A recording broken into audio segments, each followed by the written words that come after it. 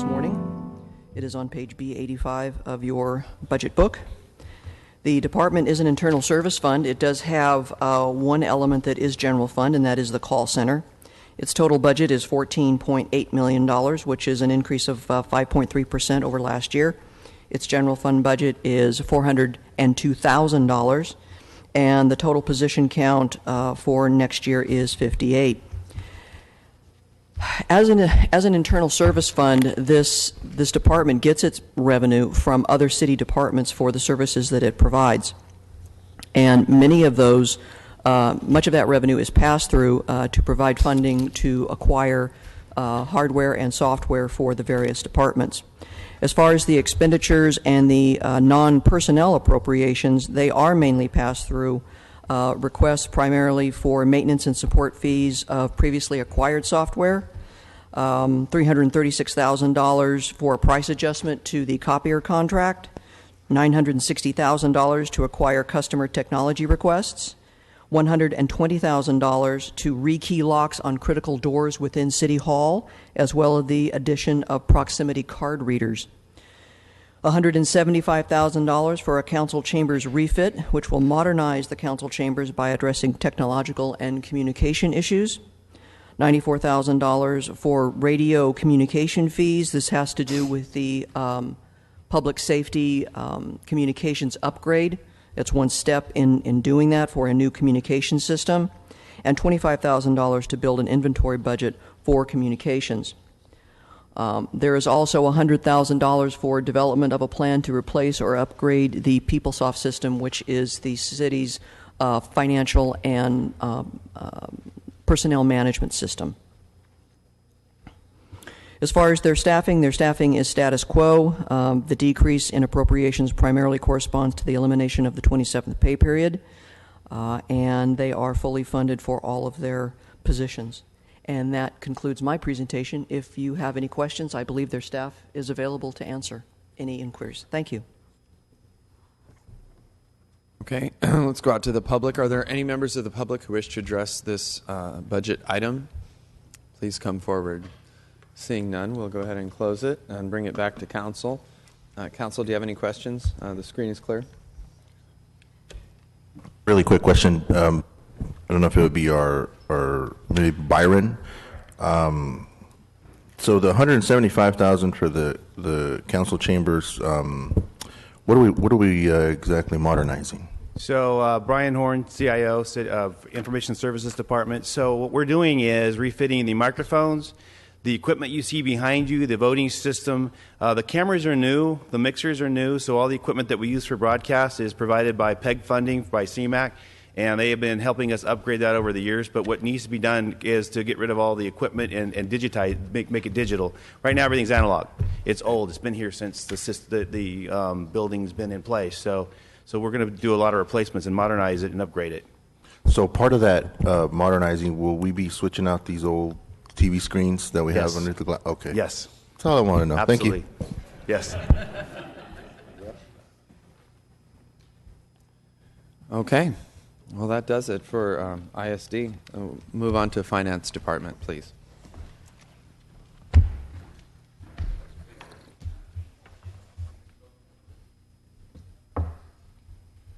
No.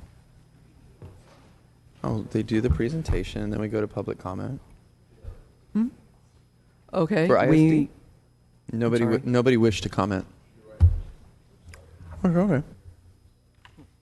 Finance is the next department. They are on page B59 of your budget book.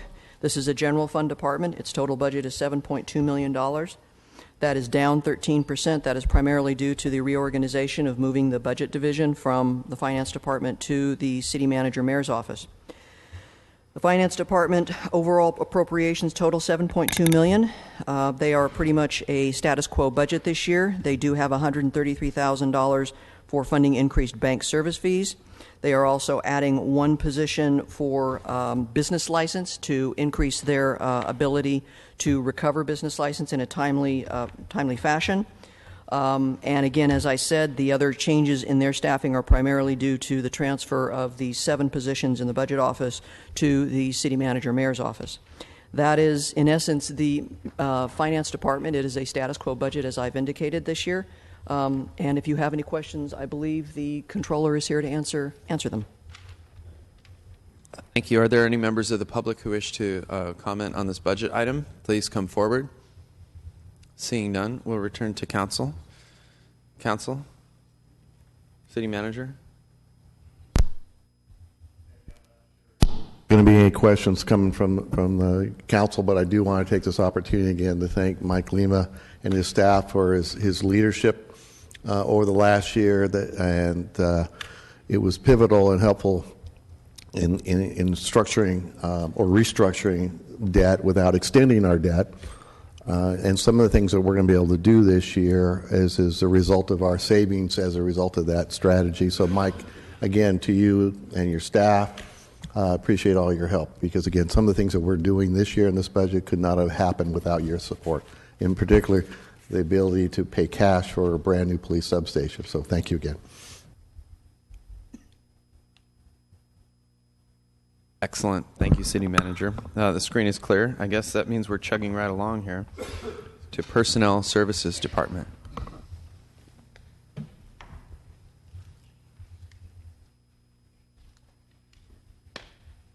So, Personnel Services starts on page B105. It is a general fund and an internal service fund. This department also incorporates the risk funds and the workers' compensation fund. Its total budget is $34.4 million, which is an increase of 6.3%. Its general fund budget is $3.2 million, which is down slightly from FY17. Its total positions are at 35.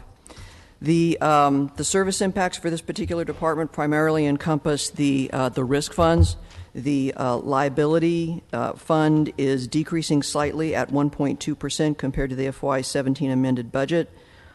We will have an item come before council, I believe it's this Thursday, to address a situation where we do need to replenish the self-insurance retention in FY17 to ensure that we have a $3 million retention and to ensure that we have sufficient funding to pay the claims both in FY17 and in FY18. The other changes are in the workers' compensation fund primarily. The increasing claims that we are experiencing have necessitated being a part of that FY17 resolution that will come before you on Thursday as well. We are in need of additional appropriations to fund ongoing actual claims that are coming through the department, and so that has been taken into account in FY18 as far as maintaining that funding level.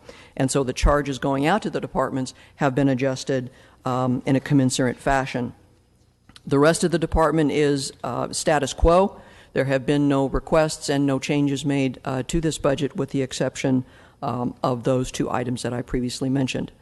That concludes my presentation. I believe the staff is here to answer any questions you may have. Thank you. We'll go out to the public. Are there any members of the public who wish to address the council on this budget item? Please come forward. Okay, seeing none, we'll return to council. Jane, I actually had a question from the previous presentation. Sorry, I walked in a little late. But I believe that I saw that there was an increase, and it doesn't seem like much, but I believe it was $133,000 for fund increased bank services. Is there a page that you could reference? I don't remember what page, but I believe that we saw there was charges and an increase for. I'm assuming it's for like deposits, cash deposits, and so forth for the services, the banking services. For finance? Mm-hmm. Yes, they did have an increase because of increased costs that were the result of banking fees. I believe that's mentioned on page B61. There's $133,000 for increased bank service fees. The increase primarily corresponds to the transaction cost by the city's bank service provider for processing check deposits, cash deposits, and city-issued checks. So it's because there has been an increase in activity, or? Well, it's just an increase in the bank fees. Okay. And what are the total charges of the fees that we get charged from the? Oh, sorry, Mike. I know that Good morning. Good morning. The bank fees, the $133,000. Yeah. You might remember that we came to council a few months ago with a one-year contract. Yeah. That contract had increases in prices, and so this $133,000 reflects the Okay. portion of the year, about 8 months, of the increase in prices that are part of that first-year agreement. And I don't know if I'm recalling correctly. I think we had also talked about looking kind of elsewhere and seeing if we could get a better deal for the city. Have we done that, or where are we in that process? Right now, we're drafting the RFP. Okay. We should be out on the street around the 1st of August, and then we'll be getting responses, and we're hopeful to be back to council by the end of December. Perfect. I just wanted to get an update on that. Thank you so much. Okay. Just wanted to thank our personnel department along with our finance. I know that you guys do a lot of hard work and oftentimes have very uncomfortable conversations with some of our bargaining units and tee it up for us. But I just wanted to say we appreciate the work you do and making sure that the city is positioned the way it is with our pension and being fully funded. And I know we're just one of two, I think, across the nation that can say that, especially when we look around our surrounding jurisdictions. So I just wanted to say thank you and that we appreciate the work that you do. If there are no comments, we'll move on to the final item on today's for today's budget hearings. Yeah, this is it. The convention center. Why are you looking at me like that? This is good. We're setting records today. This is what we want. Thank you, staff. Convention center. Yeah.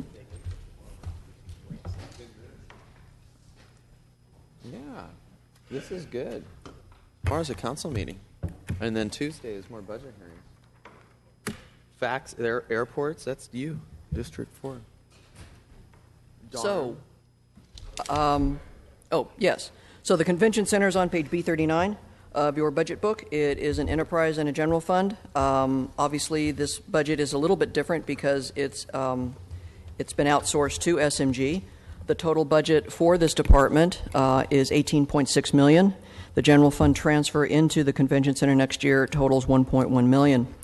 As far as the budget itself, it is comprised of debt service transfers for both the convention center and the stadium, and various operating expenses for both of those entities.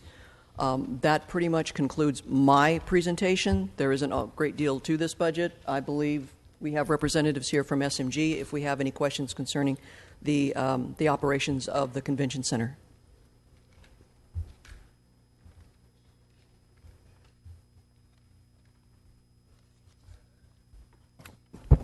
Hey, Bill, how are you? Just a quick question. I know that a big attraction that we had every year was the circus, and we know that they ended up, I think they either closed down or they went out of business. Yeah, they went out of business, yes. And so I was just wondering, what were we looking for other events or other circuses? Do they even exist out there? Absolutely. I'm in touch on a regular basis with Feld, who has those large type of shows. Hopefully in the next year or so, they will be coming out with new events that they will be looking at us for. That being said, there's nothing on the table or any contract discussions or anything else, but we're hopeful in replacing it. It was a large show to us. Obviously, it'd been here for many years. To the mic. It's hard to hear. I'm sorry. Can you hear me now? Okay. Was that a big chunk of the revenue that we were bringing in from Yes, the sir. That circus? was approximately $120,000 net to the operation. So then, right now, we're actively looking for replacements, similar style events, and all that. Absolutely, and we are also pursuing co-promotion concerts very vigorously. As an example, I now have 3 Latin promoters vying for dates in the arena for next year. I also have, we have a very good relationship with our promoter that does R&B and urban type shows, which has been very profitable for us this past year. Just as a point of information, Another group of them. by the end of this fiscal year, we will be right at $480,000 net on the co-promotion funds for the arena, basically. Over the 4-year period, since we have been authorized to use this deal structure, it's now over $1.1 million. So I'm hopeful that is going to, very much help us recover from losing these shows. And I know that I think it was last year or the year before we talked about the naming rights. Is that something that we were working on the city side? So there was just an email that I saw last night. The company that Superlative that we have hired will be coming back. We will present those findings to the council. I think they're coming back with next week, 2 weeks with a draft. Yes, sir. So they're looking at pouring rights on city facilities. It's not just limited to the convention center. I'm willing to sell pretty much anything right now, and so we are. So it's pouring rights at city facilities, parks, community centers, etc. It's naming rights at different city facilities. It is BRT naming rights at stations. So they've done a market analysis, and we believe that in July, Mr. Overhill, that we would have a draft finding of what, and they have committed to me that they believe they can generate enough revenue to cover the ongoing costs of them going out and trying to attract additional naming rights, because there's a cost for them to go out and start doing that. But what Mr. Overfelt and I have made it very clear is that they've got to be able to identify a funding stream to cover that expense. So they believe they have done that, but we won't know until we see the final product or the final report, and we'll bring that report back to council sometime in early July. I think that's doable. Yes. Yeah. Great. Okay. Thank you. Thank you, Bill. Sure. Also want to note that we will be bringing forward a revision or amendment to the mayor's budget in which the APES fee right now at the convention center is at $1. Correct. Yes, sir. And we will be proposing to increase that to $3. It's basically a facilities fee.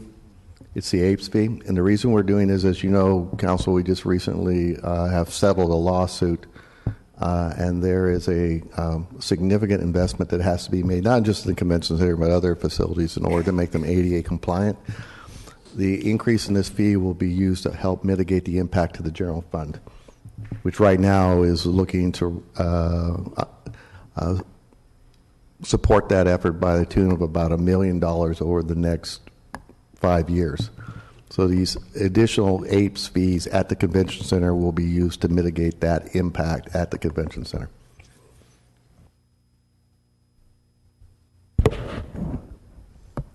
Just a couple questions, kind of on the same lines of Councilmember Chavez. We also lost the annual FFA conference. Yes, ma'am. So what kind of impact do you anticipate from that? Are we trying to Excuse me. Figure out and get another customer to backfill on that loss? Are we trying to get them back? What are your efforts? We work very closely, really on a daily basis, with the Visitors Bureau. That is, if you will, their line of business. They are actively seeking other potential clients of that size. As far as the impact goes, that event was probably $65,000, $70,000 of net income to the operation, upwards of $100,000 in hotel tax collected by the city. That's the physical impact. But absolutely, we are going to do our best to try to replace that with a like-size event. Or are we still trying to talk to them to see if they'll come back? I know that in addition to the financial impact, I've heard from several folks here in the Valley, which I think Fresno was a central location for folks to travel, so it makes it financially burdensome for many schools, especially the rural communities and even people here, some of our students here in the city of Fresno, like in Central, that are part of the FFA program. To the best of my knowledge, Council Member, that discussion, if there is any ongoing discussion, which I'm not aware of, is being handled by the city manager and the mayor's office. City manager? He mentioned, I'm asking about the FFA conference. The loss of it, I know that in addition to the financial impact, which he's saying is about 70,000 net and then 100,000 in hotel. Are we looking at trying to get them to come back?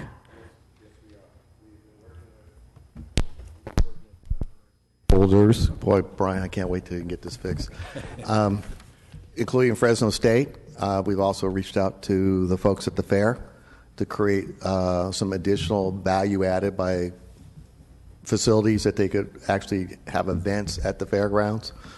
We've put together a proposal. We haven't heard back whether or not they are coming back yet, but there is an ongoing effort to get that event back in Fresno where it belongs. Have we considered maybe also organizing our school boards, maybe, and talking to our school leaders, so that our education leaders, so that they're getting their input, saying, because I know that like Central Unified has I know we've been engaged with the County Office of Education. Now, how they have relayed that information, I can follow up on, but there's been an effort with the County Office of Education, Fresno State, local FFA, very large ag interests in the region who have sponsored events, who have also indicated that because of the move, they're probably not inclined to sponsor those events anywhere else other than here. So, and then we have been engaged in Sacramento with various representatives to kind of press the question as to why the move and what do we need to do to get them back. My understanding, and I met, Mr. Overfeld met, and the mayor met with the representatives of FFA before the event and after the event. And I asked, is there anything else we could have done differently that would make it, or we need to consider doing in the future when you do come back? And the response I got is that this year's event went very well. We had a heightened level of security. We took care of their parking issues. We took care of a lot of the challenges. The only thing that they really could try to pinpoint as a concern is from a logistics standpoint, the hotels and the proximity of all the hotels in relation to the convention center. But in Anaheim, it's Disneyland, and there's a lot of hotels within proximity of their convention center. Probably because Disneyland's there more so than the convention center. But that is probably the only thing that they could point to, and we countered that. Well, okay, but you also understand a hotel room night in Anaheim is going to be far more expensive for a lot of your participants and their families than it is here. And quite honestly, ag operations in Orange County went away about 40 years ago when it turned into suburbs. So we are working aggressively to get them back, and any support we can get from the council would be appreciated. Okay, perfect. Thank you for that update. A couple other questions that I had on the line item budget. One was for the convention center. I think it's the improvements for $224,000. I was just wondering what those improvements would be. That is going to. It's an allocation the city's making that will go along with the current level of APES fees that I have in the bank accounts to replace the doors in the Selland Arena and Valdez Hall. That project now, as of yesterday, is out to bid statewide, and we hope to get it accomplished by, we believe, October. Those are original doors. We no longer can get parts for them, those kind of things. If I could follow up, this is, again, a good example of what happens when we build things and we don't want to recognize the cost of that ownership. As Mr. Overfeld indicated, the doors at Valdez and the convention center in totality are the original doors. The locking mechanisms are no longer produced, haven't been produced probably in 20 years, and the only way they could secure the doors was by chaining them or boarding them from the inside. Is not appropriate. But if you get I think the cost is getting close to $300,000. Honestly, Mr. Manager, we're not sure. Let me give you some background. We tried to negotiate with 3 different contractors here in town to keep the business local. The bids came back at almost $3,600 a door for 132 doors. Now, we know the hardware and the door itself only cost $1,800. So the contracts, they came back with bids of another $1,800 on top of that just to install the doors. Frankly, that did not sit well with me, so I've decided we're going to go ahead and go out to bid statewide to see if we can get some better numbers. I do not believe that is a $500,000 project. My point is it's an example of owning something that is now 50 years old, and we've put very little money into it while we've owned it. So it's another one of those cans or chickens or whatever you want to call it, they've come home to roost. And as we've talked about over the last 4 years, and when you build something, there's a cost of ownership, and unfortunately, people fail to recognize that cost in the past. This council and this administration, the previous administration, has started making investments, incremental investments in what I call a very long list of deferred capital, and whether it's a convention center or it is a parking garage or anything else we own, there is a lot of things out there that we have not taken care of that need to be taken care of. Another question. In terms of kind of the utilities for these various facilities that we own, are we exploring looking at solar or anything like that to reduce our energy costs and potentially get some cost savings that will then, so that we don't have to use general fund for some of this deferred maintenance? We are looking at a couple of solar options. One, and when Public Utilities is here, we can talk about further.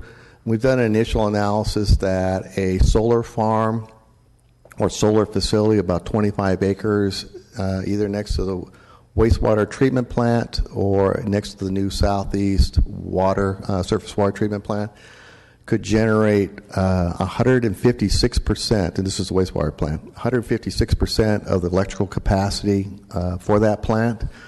So what we're looking at is the ability to buy directly from DPU that other 56% at probably about 11 cents a kilowatt hour versus 70 or 75 cents a kilowatt. So when DPU comes in, we can explore that. But that is one example where we're looking to do a large-scale solar operation rather than trying to incrementally reduce the cost on individual buildings. But in addition to that, could we also explore looking at Oh, some yeah, of those absolutely. buildings like the convention center, Selland Arena? I think that there's opportunity there, right, in terms of cost savings, so that maybe we free up some of the dollars that we're utilizing to address some of this absolutely, deferred maintenance. Yeah. Okay. If you recall, Council, we 2 years ago, we got rid of all the old pneumatic control systems for the climate control, upgrade the climate control from a piece of plywood that was used to mix the air in the Saroyan Theater, and replaced all the lighting in the Selland Arena with LED lighting. That had a 4-year payback period. Not only did it enhance the lighting and reduce the cost of maintaining those lights, because we didn't have to have somebody go up there and actually work on the bulbs or the ballast, it also reduced the energy consumption at the arena to the point that we thought and believe it still is a 4.5-year payback on that investment. Okay. The other questions I had were related to the stadium. So I believe the line item shows there's $25,000 for consulting, outside consulting. Wondering what that's for this proposed budget. The $25,000 is for the annual audit that we are required to do, and so that money is there for that particular purpose for next year. And then the other number that just kind of caught my attention was the improvements. We are going from $1.5 or $1.6 million to $3.5 million. Can you explain that, please? That has to do, I believe, with the negotiations that are ongoing for the purchase of the team and the requirements that are contained within that contract for the city to maintain the facility and to make capital improvements in that facility. So, I can follow up. We believe at the time that escrow will close was part of the deal. The team will be making, the current team as well as the potential ownership group There will be proceeds that come from the sale of the team that are owed to the city of Fresno. As you recall, Council, we renegotiated the lease, and there's an amount of revenue that is owed to us. There's a balloon payment. In other words, they get a reduced rent, but at the time of sale, that balance is due to the city. In discussions with the team, but the potential ownership group, they looked at the same thing that we looked at about a year and a half, 2 years ago. It goes back to life cycle costs. They recognize that when you own something, there are costs associated with that ownership that potentially become a liability or a cost going forward. So in our discussions and negotiations, the projected life cycle expenses over the next 10 years for that, 20 years for that stadium is an expense that they were not willing to incur in addition to everything else that comes with that deal. So as a result of that, we have tentatively committed the dollars that would come from the sale of the team to help fund what you have heard me refer to before as the sinking fund for the stadium. So that is where those dollars will go. They'll come from the sale of the team, proceeds from the sale of the team, and it will be invested into a capital fund that will be used to replace various assets over a period of time, or a 20-year period, or the deal of or the term of the contract, or new deal that we may have. Okay, just as a follow-up question, so we have the 1.6 million, which is under the column of 2017, and then we have the 3.5 roughly 3.5 million under 2018. Is that a total of 5 million, or is it? It's probably going to be close to. It's carryover from the. 1.5 million is being carried over into next year. From. So the 3.4 includes the 1.5 as carryover. So that's the total amount. Right. Okay, so it's not 5 million. Okay, and then the other question I had, I guess, as follow-up, so do we know that the proceeds are going to be able to cover the $3.5 million? Yes. Yeah. And what are some of the improvements that we need to make with that? Well, they're not necessarily. Are they more than 3.5? Well, are they? Yeah, if you look over the next 20 years, adjusted for inflation, it's probably well north of $20 million, and the cost or things, we're not looking at necessarily improvements. We're just looking at replacing things that wear out. So you have. There was an assessment done of the stadium. Yeah, that's what I'm referencing. That what we did about a year and a half, 2 years ago. So, for example, I think you have 15 or 18 air conditioning units on the roof. They're all 15, 16, 17 years old. Pretty good likelihood that those things are all going to start failing over the next 4 to 5 years, and there's a cost associated with them. So those are the kind of things that we're going to be fixing or replacing. It isn't that it's going to make the stadium any better. It's just maintaining what we already have. We already went through one little scenario where the scoreboard, for example, failed, 5 years ago, and the team is paying us back for that scoreboard. So it's kind of an example of an asset that had to be replaced, but nobody ever considered the cost of replacing the asset. So now the team, we front-loaded that expense, and the team is paying us back. But that's the concern that the new ownership group has, is there's a whole list of things that need to be replaced over the term of the lease that would have a direct impact on the cost of operating a franchise. So in order to address that, the city, as well as the current ownership group and the potential owner, have reached a tentative understanding as to how we're going to fund that over the next 20 years. But it's not going to be anything other than upgrading bathrooms, repairing roofs, irrigation systems. Same needs that our parks have.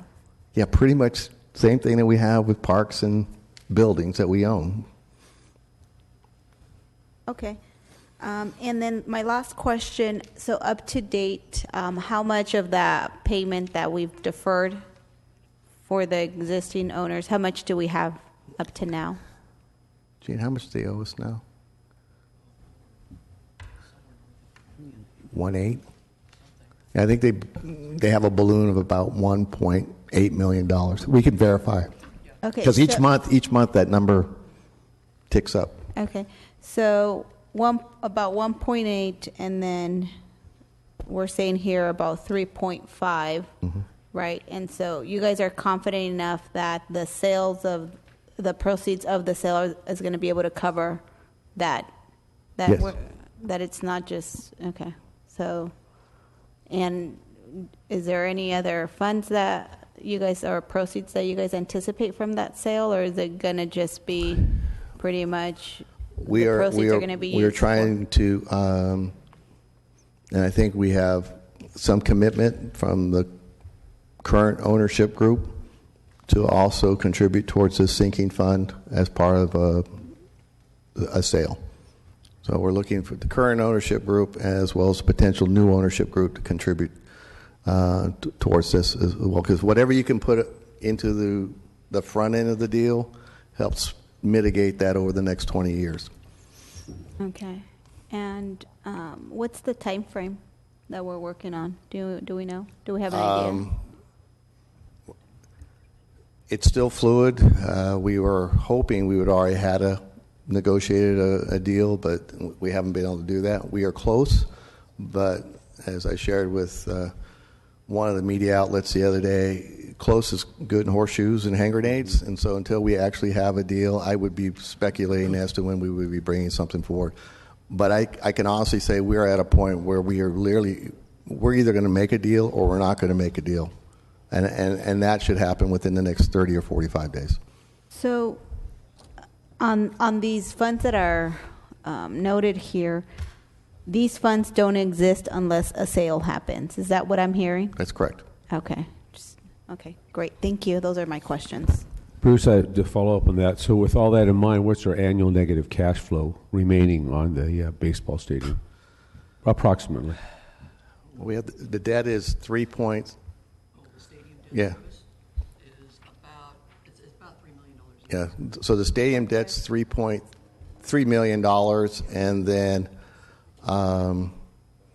you add it's probably at least $3 million a year. Yeah, it's about 3.5. 3.5. Do we have an estimated date of payoff on that thing? A date of what? Payoff?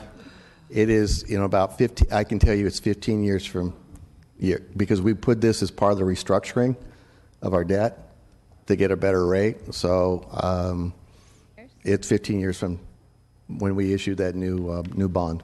Wow. Amazing. That's one of the things that the mayor talked about will begin to come off in the future. Thank God for the renegotiations again. Second question I had was on the doors. Are they ADA approved? The RFP, is it seeking ADA approved type doors? Yes. Good. Excellent. Thank you.